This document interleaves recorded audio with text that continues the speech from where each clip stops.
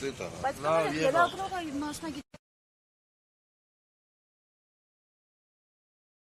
Ինչն են ճշտում, բաց չի ասել են, բաց է արդեն։ Չէ նկատել որ լրագրող, ասում է լրագրող եք, ասում է այո, ասում է դե գնացեք, համեցեք, ասում է։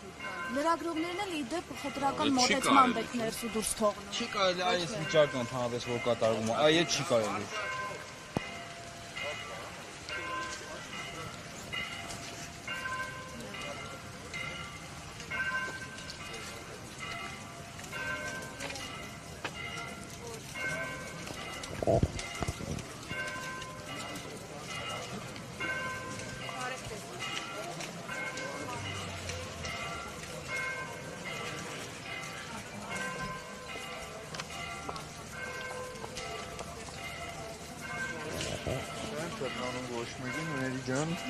Շատ լավ նշեցիք, ՔՊ-ի չաթին եմ գրել, իսկ ՔՊ կուսակցականները բոլորը գիտեն, որ առանց գրելու էլ վարչապետը երբ գալիս է Շիրակի մարզ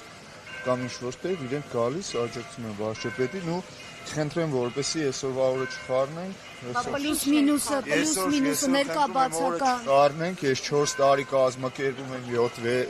դեկտեմբերի 7-ի միջոցառումը, որպես մարզպետի խորհրդական ու այսօր էլ բացառություն չէ իմ համար, ես այսօր կազմակերպում եմ հիշատակի օրը դեկտեմբերի 7-ի։ Շնորհակալություն։ Քիչ առաջ հոգևորականը ներողություն եմ խնդրում, ասում էր, որ կարծես թե կրկին է ցնցումների մեջ լինի։ Ստացվում է, որ եկեղեցին գրոհում է, ասում էր, այսքան տարվա հոգևորական է եւ չի տեսել այսպիսի ուժայինների գրոհ եկեղեցի։ Ուժայինների գրոհ չգիտեմ, ուժայինների գրոհ չի, վարչապետը գալու է, ուժեղացված ծառայություն է, միշտ եղել է, այս շատ նորմալ է։ Դուք կարող եք մի օրինակ ցույց տալ Գյումրու եկեղեցուն, որ այսպիսի իրավիճակ է եղել։ Մի օրինակ ցույց կտա։ Օրինակ չեմ ուզում ասեմ, բայց էլի կրկնում եմ, ամեն տարի դեկտեմբերի 7-ին մեր մոտ նմանատիպ միջոցառում եղել, այսօր ձեզ էլ կխնդրեմ հիշատակի օրը չվերածել այդ բանի արգելի Իսկ իմացաք քանի հոգի են գալու։